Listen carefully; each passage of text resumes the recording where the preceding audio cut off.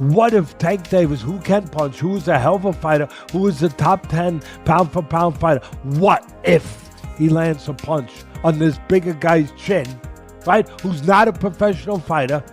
What happens? But if they do it for real, Tank is highly capable of taking Jake Paul out. So the exhibition. Boxing legends break down why Gervonta Tank Davis will dominate Jake Paul in 3 rounds. Gareth A. Davis explains that during the press conference and face-off, Tank Davis remained silent, barely reacting to Jake Paul's taunts about his height. Davis observed that Tank seemed reluctant, almost as if he was being forced into this fight. However, once the bell rings, Davis believes Tank will explode with combinations to shut Jake down completely, leaving no room for Paul to land a significant punch. Tank's composure during the build-up may suggest a calm before the storm, a fighter who, despite the theatrics surrounding him, is primed to make a statement once the fight begins. He reminded me of a northern football fan being dragged to a shopping centre on a Saturday afternoon rather than being allowed to go to his favourite Liverpool seat. You'll relate to that, won't you? Yeah. It was almost like he'd been shackled and dragged there against his will. Even when they faced off, it was as if Jake Paul had a bad smell about him or something. He didn't want to get near Jake Paul. He didn't want to. I'm just going to plug this in as well. I just realised it's not plugged in. It was almost as if he didn't want to indulge anyone at all. Like he'd signed up against his will, and then like he'd been signed up against his will. The agents and his manager and his handler had dragged him there without briefing him on what was going on and where it would be and what time it would take place.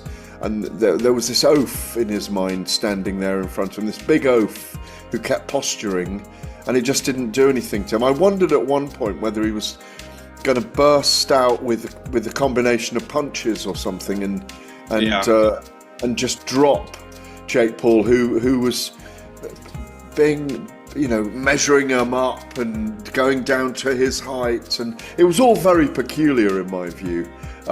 Like he really wasn't taking it seriously. Ryan Garcia doesn't hold back his frustration about the Jake Paul versus Gervonta Davis matchup. He calls it a complete insult to the sport, pointing out the obvious size and weight differences between the two. To him, this isn't a true boxing contest. It's more of a spectacle built to attract views rather than respect for the sport itself. Garcia believes that boxing is about skill, legacy, and fair play, not social media stunts and viral moments. He argues that it's wrong to see a smaller fighter like Davis face off against a naturally bigger opponent like Jake Paul, especially when it's being marketed as a competitive match. Ryan warns that this fight sends the wrong message to young fighters, that hype and money can outweigh discipline and honor. For him, this isn't entertainment, it's a mockery of the sport he has dedicated his life to. Mainly Jake's end, we're not falling for the Disney Channel bit no more. We're not falling for you're not a fighter no more. We're not falling for that. You're ranked as a cruiserweight and you're out here trying to fight a lightweight. And then on top of it, you were just talking about fighting Anthony Joshua. That doesn't make no sense. And, I just felt like it was a disgrace to boxing and kind of it was not a good move by Jake Paul. I understand people saying, Gervonta got to go get his money, blah, blah, blah. But, we're not talking about that shit. We're talking about the sport, bro. We're not talking about, you got to get that money, bro. Yeah, but everybody's open to criticism. That's the whole point of this media shit. Right. That's why they talk about basketball players. They don't talk about, LeBron's making too much. Nobody cares, bro. If LeBron's missing the shot, he's missing the fucking shot. So at the end of the day, bro, I just thought it was a disgrace to the sport. Because on one end, you got the casuals, right? The casuals don't see the weight difference. They see Jake Paul and Gervonta Davis. Yeah. And if Gervonta Davis doesn't fuck up Jake Paul, they're going to think Jake Paul is some pound-for-pound champion type of fighter. Yeah. And to me, that's just, it's tricking the public, and it's kind of bullshit, bro, at the end of the day. Because at the end of the day, if Gervonta was Jake Paul's size, we wouldn't even be having this conversation. There probably wouldn't even be a fight. Yeah, you know what I mean? So I just think that It's a disgrace to boxing.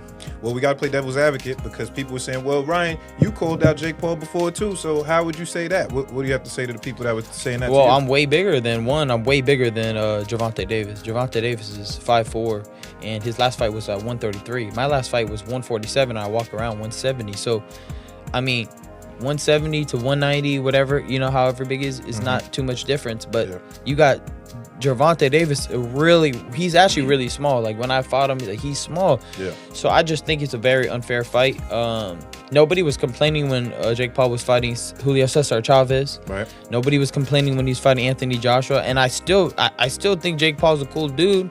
But shit, he's calling me out on my shit. I'm gonna call him out on his shit, bro. That's a fucking disgrace of a fight. Yeah. You know it. Just like the Mike Tyson, low key was a disgrace, but we accepted it. But he was 60 years old. I mean, right. What the f we talking about 60. here? That's. Sean Porter looks at this matchup through a veteran's eyes, seeing it as a reflection of where boxing is heading. He believes today's generation of fighters is more focused on quick paychecks than long-term greatness. In his view, Gervonta Davis is becoming part of the trend of fighters who chase the money rather than seeking legacy-building matchups. Porter explains that legends of the past were willing to risk their records to fight the best and cement their names in boxing history. Nowadays, he sees fighters prioritizing brand deals, social media fame, and short-term profits over challenging bouts. He argues that Davis's decision to fight Jake Paul instead of taking on meaningful challengers is an example of this shift in priorities. Porter believes Tank is one of the most talented fighters alive, but his decision to take part in this spectacle highlights the growing trend of money-driven matchups eroding the soul of boxing. But why are you doing that? How do you sort of see this scenario now for him? Yeah, I don't really know how to feel about it, what to really say about it. I've only been asked this when it's presented to me. That's when I think about it, and I can't really come up with a good answer for it. In a lot of ways, it doesn't make sense to me. Of course, we know the size differential, and the list goes on from there. I don't know, man. I think we're entering a generation now, or a phase now where fighters, I don't know if it's fighters, I don't know if he doesn't care about the legacy, or if he feels like this fight doesn't matter, I'll get back to the legacy. I just don't know. This is truly it's not a legacy fight, but of course it is a generational money fight, so. Many analysts see the problem not only with the fighters, but also with the audience itself. They argue that the modern fan base feeds the circus. Real technical fights between elite boxers often go unnoticed, while exhibition matches and influencer fights dominate headlines. Social media's short attention span is partly to blame, as it shifts the focus away from substance and towards drama. Analysts believe the Jake Paul phenomenon isn't his fault solely. It's the audience rewarding chaos over craft. When fans tune in only for trash talk and viral moments, serious fighters lose the incentive to take risks for respect. They also note that this trend has blurred the line between professional bouts and entertainment acts. Real champions fight for belts. Influencers fight for clicks. As long as fans continue to buy these pay-per-views, the balance of power will remain in favor of spectacle, not sport. Has evolved to where it's at. I'll expand on that. For one, you have good fights where I'm not talking about these type of fights, crossover type of fight, former Disney guy, influencer stuff, not. And Jake Paul has really promoted himself and acquitted himself to the point where he's kind of a boxer. Now, he hasn't fought the top names, I get it, blah, blah, blah. But he's doing his thing. He's training like a boxer. He's not like taking it lightly, like streaming and then working on his YouTube more than he's working on his boxing. It is what it is, right? But beyond that, let's keep it going. I told you I'm about to really get unpacked. Subscribe to the channel. The reality is, the reason why I'm saying I blame you, the fans, is because we've had some very good fights, like David Benavidez, Caleb Plant, whatever. I'm talking in the last 5-10 years, right? Very good fights, all boxing. All boxing. So not talking influencer or any type of crossover fight, right? Good fights. And then you got boxing fans in a niche sport who didn't further the exposure by advertising or buying the fight, mostly buying the fight with piracy and whatnot. So now we're at a point in this society where these companies, they're like, all right, they see the piracy is a problem. Now they're looking for sure shot, must win type of scenarios. That's why we're getting these fights that some people, purists and diehards, are calling wonky fights. Trainer Greg Hackett expressed frustration with the backlash Gervonta Davis has been receiving. He argued that today's critics often judge fighters without understanding their personal situations.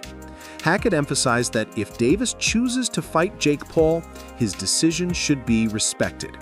He pointed out that no one outside the ring truly knows what motivates a fighter or the pressures they face behind the scenes. Hackett suggests that boxing fans need to stop dictating who a fighter should face and instead appreciate the work and discipline required to remain at the top level. His frustrations echo a broader sentiment among trainers and athletes who feel that social media has turned boxing criticism into an entertainment spectacle, where opinions are formed without considering the full picture. And number 3, the retirement. I mean, the backlash is just what people do nowadays. That's just, you give somebody a keyboard, you give them a phone, and they able to hide their face. Yeah, they gonna have a field day. The backlash I get, I understand. What'd you say, number 2, not fight Shakur? Yeah, he's saying he'll never fight Shakur, that he ain't gonna do him no favors, that he ain't gonna help him make no money because Shakur broke or something like that. Something along those lines. Yeah, I don't get all that. That's, you know what I mean, that's against the game. Like, you know what I mean? You at least owe that fight for the game. You know what I mean? You owe the rematch to Lamont for the game. But you owe Shakur for the game just because of the 2 style matchups. You know what I mean? But if he feel like he don't gotta fight him, guess what? We can't sit here and just go crazy about it. But it is kind of crazy. It is kind of corny. You know what I'm saying? If he not gonna fight Shakur, and if he's standing on it like, I'm not ever gonna fight you, I'm not doing you no favors. And, all right. But then again, you know what? I don't know what them guys got going on. I don't know what they've been through personally. You know what I'm saying? But would I love to see that fight? Hell yeah, I would love to see that fight. And then number 3, you said what? You said the retirement. The retirement. Oh, boxing. Boxing. They're around. They're around. It's always gloves around. It's on you. It's on you. I'm chilling. You all right? Yeah, get with me. I know. How you feel? Dark skin boy. That's my man. The retirement is like he done a lot in his career, right? Not everything, but he done a lot. What people don't understand is his business is a lot. This whole experience is a lot. The shit these fighters go through is hard to explain. It's hard to explain because people, they can't see it, so they can't understand it. But it's stressful to the fighters because they coming from just getting ready to fight in the amateurs, being prepared, going out there, win, get it done, celebrate. All right, we back to the next camp. To now, marketing. You're talking about marketing. You're talking about lawyers. You're talking about all this shit that you just never imagined. You're like, why do I have to deal with all of this? Former world champion Paulie Malignaggi has consistently voiced strong opinions about the evolving landscape of boxing, and his criticism of Gervonta Davis's next exhibition match against Jake Paul is no exception. Malignaggi argues that such matchups undermine the sport's authenticity, stating that knockouts lose their meaning when they occur between mismatched opponents. He believes these kinds of events mislead casual fans into thinking they're watching legitimate contests, diluting the essence of professional boxing. Malignaggi highlighted that while these bouts may entertain casual viewers, they create confusion about what real boxing represents, with a growing divide between entertainment and tradition. Paulie, knockouts, dude. Knockouts. People like knockouts. They don't care if you're knocking out cab drivers. Look at Jake Paul's career. You can manufacture that, though. You can manufacture that, though. You can manufacture. You can't manufacture. To a Gervonta degree, Davis. you can. To a degree. I Destroying mean, you can't. Frank Yeah, Martin. Gervonta legitimately cannot get knockouts. I agree. He can punch, but there's a The lot guy- of the guy has lot one of of the- limited he's got- knockout artists, though, man. He's one of the least active punchers in the game with the highest knockout percentage of current heavyweight. But if he was a real knockout artist, current champions. if he was a real knockout artist, prop him up against the best of the best. Felix Trinidad was a knockout artist. He was knocking out the best of the best. If you're a real knockout artist, prop him up against the best and show us how he smokes them. But the way Paulie, we did there's when Felix Trinidad was doing it. You know, the way Well, they Felix did even when Trinidad Mike was a Tyson was superstar. doing it in his prime. Okay, say what you want about the Mike Tyson but era. now- He knocked out everyone from 1986 to 1989. Everyone got knocked out. Everyone. Well, by your standard, you could say that Tyson was to a degree manufactured. No, and because Teddy he Atlas fought 100%, everyone that was there. Everyone that was there at Teddy that time. Atlas, he fought. Teddy With the Atlas, expe- Teddy with the Atlas ex- will 100% with the agree with this with the because expense he of would say the guys Witherspoon. that were afraid of With him. the exception of Witherspoon. No, but they all doesn't matter. He knocked them all out. There was nobody you could say in that era except maybe Witherspoon, who had You can contract say the same thing about who had contract issues with King at the time. Oh, except for Witherspoon, there is nobody Tyson didn't fight in that era. He knocked them all out. You can't say like, oh, but if he would have fought that guy, I don't know. No, with Davis, there's guys right now that have been hanging around for years. Yo, dude, when you gonna fight them? The lightweight division was stacked with talent. Even at 130, it had a lot of talent when he was there. Didn't fight almost any of them. So it's not the same thing as the Tyson era. You want to say anything about Tyson era? Fine. It wasn't as high level or something. He still knocked out every. Boxing commentator Showbiz the Adult offered a more optimistic take on the upcoming exhibition match between Gervonta Tank Davis and Jake Paul. Initially skeptical about Davis's size disadvantage, Showbiz's perspective shifted after observing Tank's composure and focus during the press conference. He noted that Davis carried himself like a seasoned professional, understanding the magnitude of the event and displaying confidence. Hell out this kid. Listen, I was feeling that Jake Paul was going to knock out Tank. This press conference made me feel a little bit more confident about Tank. I'm no cap. I know Tank wasn't saying much, fumbling over his words, seems bashful, but I'm looking, right? And I'm just like, bro, he doesn't feel that Jake Paul is an issue. Even though he said it, he doesn't feel like he has to whoop his ass. He doesn't feel threatened. That's the word. He doesn't feel threatened, but he does feel out of his element. I'm gonna be honest, man. It sounds like, I know everybody's looking at this press conference and it's like, number one, I know what y'all saying. It's a clown show. It's not real. Tank was paid off. It's fake. Cause Tank, when he was talking about Jake and JB, even I was like, what is he talking about? He laughing. What are you talking about? What does he have to do with this? Let anything, you know what I'm talking about. Let anything. Nah, I don't have to say it right now. Don't worry about it. I don't got to say it up here. Let anything happen. Eddie Hearn has been vocal about Gervonta Davis's decision to face Jake Paul instead of pursuing a rematch with Lamont Roach or a unification bout with Shakur Stevenson. Hearn believes Davis opted for the more financially rewarding and less risky fight with Jake Paul, estimating a $30 to $40 million payday for the exhibition compared to a significantly smaller purse for the Roach rematch.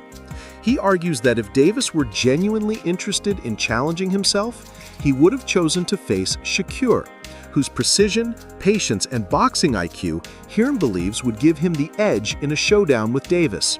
If you were Tank's promoter, what would the next step be for Tank? I heard they were going to fight Jake Paul. When I see Jake Paul at the event and I see Jake Paul posting from the private jet with a picture of Gervonta Davis. Slapped it. Yeah, but they had that for a reason. Do you know what I mean? Like, I don't know. You had to buy it, you had to get it made. Yeah, but I can't believe that fight was going to happen. But anyway, crazy stuff's happening. Yeah, you got to rematch Lamont Roach. You got to. It'll probably get ordered. That's the reality by the New York State Athletic Commission. But listen, they may have got lucky because the only fight for Tank outside of after Lamont Roach was Shakur Stevenson. Facts. Right? Now they've got another opponent that will do well at the gate because of the controversy. Yep. And it ain't Shakur Stevenson. I keep telling people Shakur Stevenson beats Tank. You cannot say that Shakur Stevenson would not have beaten Tank last Saturday. Yeah. I'm telling you. Former world champion Timothy Bradley expressed confidence in Gervonta Davis, calling his fight against Jake Paul an easy money opportunity. Bradley highlighted Davis's superior experience and skill, noting Jake Paul has faced only a few professional opponents in comparison. He believes Tank's speed, defense, and timing will quickly expose Paul's weaknesses. The only real risk, according to Bradley, is for Davis to underestimate Jake Paul. His take reflects a broader trend in boxing, where traditional athletic excellence is now being tested by modern celebrity influence, as seen with the Davis-Paul matchup. And say that it ain't fixed, because check this out. Tank ain't gonna lose this fight. Hell no. Hell no. Tank ain't losing this fight. Too many holes. Man, Jake don't have enough experience. Yeah, man, this gonna be taking candy from a baby. You know, Jake is missing the rules. See, this is what happens when you don't grow up in the game. When you don't grow up in the game, man, at a young age, this is what happens. You know, you start reading your own press clippings. That's what Jake is doing. You know, fighting this lower level competition, and now he think he the ish. Now he think he the man. He ain't the man. You kidding me? He is not the man. Oh no. Yeah, false sense of security. Now he trying to pick on small folks, right? You know, and I don't mean that in a bad way. Yeah, I'm just saying size-wise. Yeah, that's another thing, boxing one-on-one.